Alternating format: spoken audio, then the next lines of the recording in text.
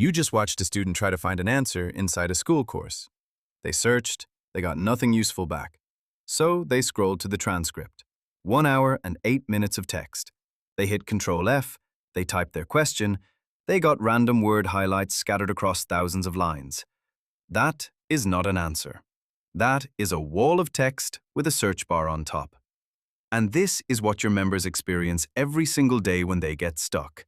They cannot find what they need, so they post in your community feed, or they email you, or they just give up and cancel their membership.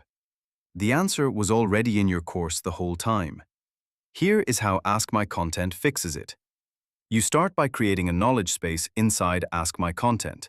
Upload your course transcripts, every lesson, every video, everything you have ever taught. The more content you add, the smarter it gets. AskMyContent automatically indexes everything and makes it searchable by AI. Not keyword search, not Ctrl+F. Real AI that understands questions the way your members actually ask them. Now you copy one line of code, one iframe. Paste it into your Skool community page or any website you own.